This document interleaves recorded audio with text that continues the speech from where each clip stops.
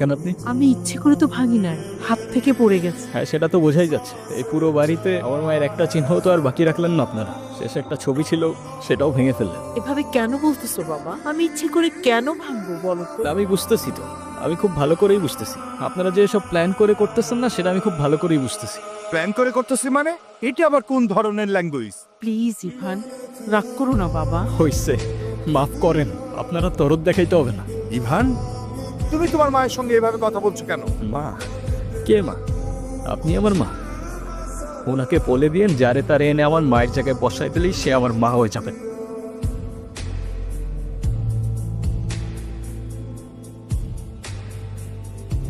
নাম কি? নূপুর। এভাবে একা রাস্তায় দাঁড়িয়ে আছেন কেন? কোনো সমস্যা? আচ্ছা, আপনি কোন দিকে যাচ্ছেন? জানি না। কেন? না, এমনি। আপনি কোথায় যাচ্ছেন? রূপগঞ্জে। আপনি চাইলে আমি আপনাকে ড্রপ করে দিতে পারি। আচ্ছা, আপনি কি পালায় আসছেন নাকি? আপনার যদি এরকম মনে হয়, আপনি আমাকে নামিয়ে দিতে পারেন। আরে ধুর, কি যে বলেন না। ফাঁকা রাস্তা, একা একটা মেয়ে মানুষ, তার উপরে আবার বিয়ের সাজে। আপনাকে ধন্যবাদ বলে ছোট করব না। আপনি সত্যি আমার অনেক বড় উপকার করলেন। আচ্ছা, আপনি এখান থেকে তাহলে কোথায় যাবেন? আমার একটা ফ্রেন্ড আসবে, আপনি তাহলে যান। হ্যাঁ, ঠিক আছে, আল্লাহ হাফেজ। আপনি আবার এদিকে একা একা চলে আসছেন কেন? আপনার ফ্রেন্ড আছে নাই? আপনিও কি ফলো করতেছেন আমাকে? হ্যাঁ, আমিও ফলো করতেছি আপনাকে। নেন। সরি, আসলে আমার একদমই খেয়াল ছিল না। আপনার গাড়িতে ফেলে আসছিলাম না? Yes ma'am. আর আমাকে ডাউট করার জন্য শুক্রিয়া। হ্যালো, হ্যালো, আমি নূপুর। তোমার নাম্বার? বাসায় ফেলে আসছি। আমি তো রূপগঞ্জে। তুমি কোথায়? চলে আসছো? কিন্তু আমি তো রূপগঞ্জ নাই এখন। সকালে আম্মু আব্বুর সাথে কদমতলি আসছি। তোমাকে না কালকে বললাম আমি রূপগঞ্জ আসতেছি।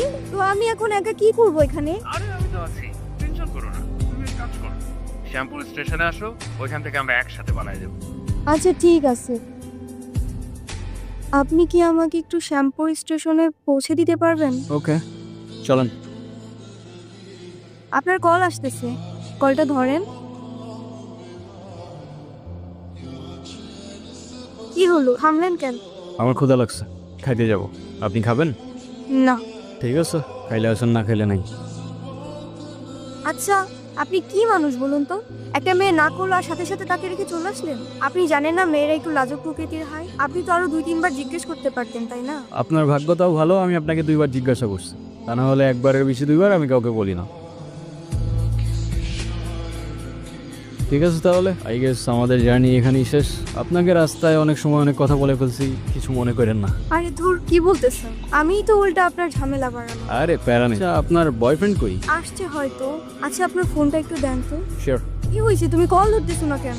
আমি স্টেশনে এসে দাঁড়ায় আছি। আসলে একটা প্রবলেম দেখে বুঝছো? প্রবলেম মানে কি হয়েছে?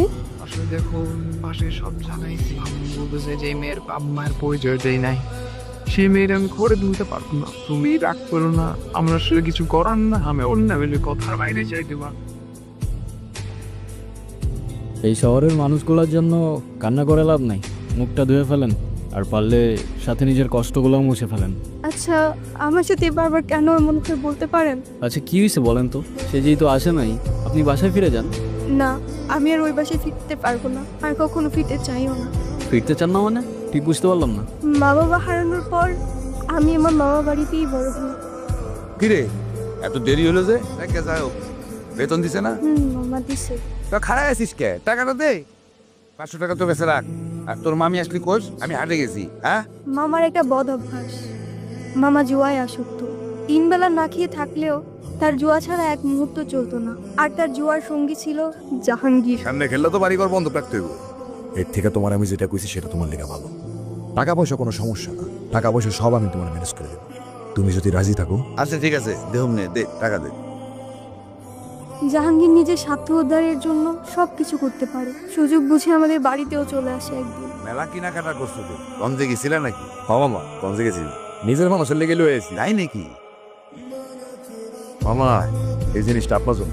এইটাও আনছো নাকি? দাও দাও দাও। উপরের জন কিছু গঞ্জের থেকে কেনাকাটা করছি, আমার একটু করে দিতে পার না? তাই নাকি? রেখা, আজকে জাহাঙ্গীরের লগে ওর বিয়া দিন। কি কন? মাইয়াডার তো কিছুই কর নাই। কেন? ওরে করা লাগবো কেন? বেশি কথা বাড়ানো তো ওরে রেডি করে নিয়ে আসো দাও। মানতে কষ্ট হলেও সেদিন বুঝতে পারছিলাম আমার মামার কাছে আমার দামটা জুয়ার আসরের থেকে খুব বেশি কিছু না। এই কান্তা সসকে তোরে না একটা পুলায় ভালোবাসে, এই নে কল দে, ওই পুলাটারে কল দে, কল দিয়া পুলাটার সাথে পালায় আসা, তোর জীবনটা নষ্ট করিস না। রনি আমাকে সব সময় বলতো ও নাকি আমাকে অনেক ভালোবাসে, আমার জন্য সব কিছু করতে পারবে। ওর কথাগুলো শুনলে মনে হতো পৃথিবীতে অন্তত কেউ একজন আছে যে আমাকে সত্যিকারের ভালোবাসে। আর যখন কাজের দায়িত্বটা পড়লো সেই ভালোবাসা জানালা দিয়ে পালাই গেল, তাই তো? সারা জীবন পাশে থেকে আমি এখন কই যাব, কি করব, কোনো কিছুই না বুঝে উঠতে পারছি না। আমি যাচ্ছিলাম একটা জায়গায়, আপনি চাইলে আমার সাথে যেতে পারেন। কোথায়? ভব নদীর 13 পারে। এটা আবার কোথায়? সেটা আমিও জানি না, চলেন খুঁজে দেখি। কি এখনো মন খারাপ? না। কি হলো? কি বলছিস? এখন উপায়? কি আর হবে, আমাদের আর ভব নদীর 13 পার যাওয়া হইলো না। আরে ধুর, মজা করো না তো। এখন কি করব সেটা বলো।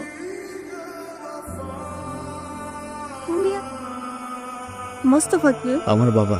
এতক্ষণ ধরে তোমাকে কল দিচ্ছে, টেনশন করছে অবশ্যই। এমনি এমনি তো আর না, কলটা ধরো।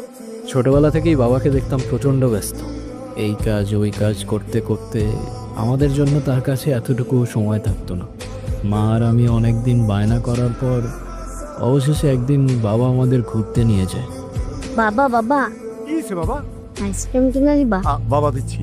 আচ্ছা তুমি গিয়ে এখন রোহানের ফাইলটা চেক করো তো। বাবা বাবা আইসক্রিম কিনে দাও না। আরে কি সমস্যা কি? তুমি দাঁড়ায় আছো কেন? সেটা আইসক্রিম চাচ্ছে, কিনে দিতে পারো না? দেখছো আমি একটা ঝামেলায় আছি। আইসক্রিম খেতেই হবে? আচ্ছা ঠিক আছে, দাঁড়াও, আমি যাবো আর এখান থেকে নড়বে না, ঠিক আছে?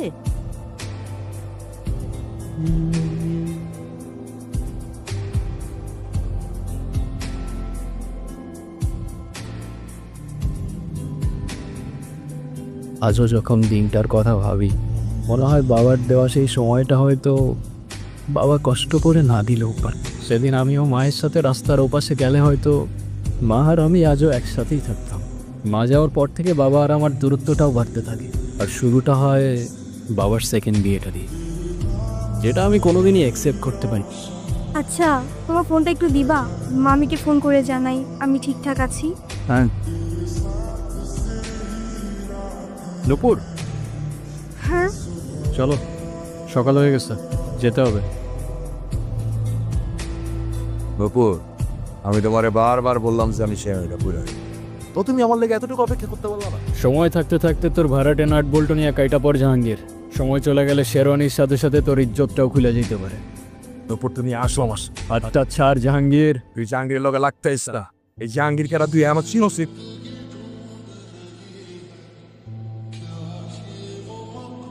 তোর মতো জাহাঙ্গীর প্রত্যেকটা গলি মোড়ে জঞ্জালের মতো পড়ে থাকে, চেনার প্রয়োজনই মনে করি। সুইটা নামা, সুইটা নামা।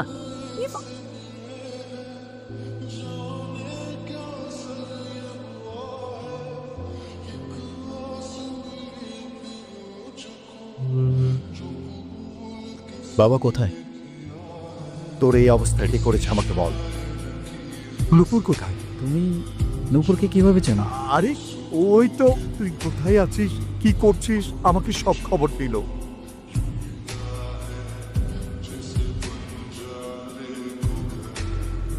এখন বল, তোর গায়ে কে হাত দিছে? খালি একবার বল, বাকিটা আমি দেখছি।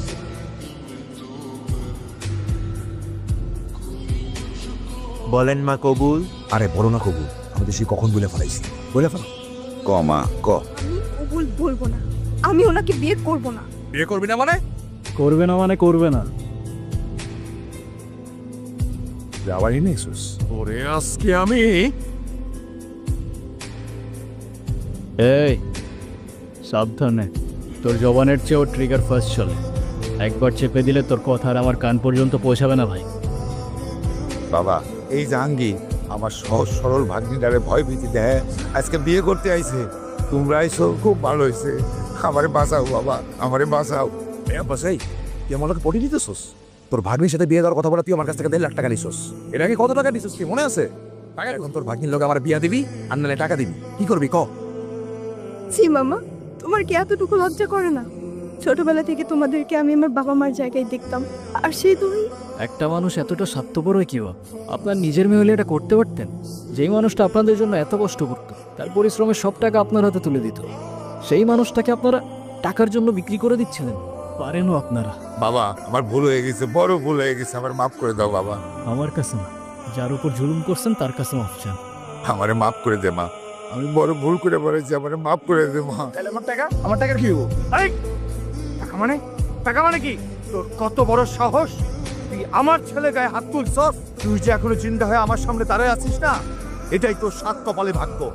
শুনেন আব্বাস মিয়া, আপনার মেয়ে এখন থেকে আমার মেয়ে হয়েই থাকবে। যেদিন আপনি আপনার স্বভাব চরিত্র পরিবর্তন করতে পারবেন, সেদিন এসে মেয়েটাকে দেখে যাবেন। আমার বাড়ির দরজা আইমা।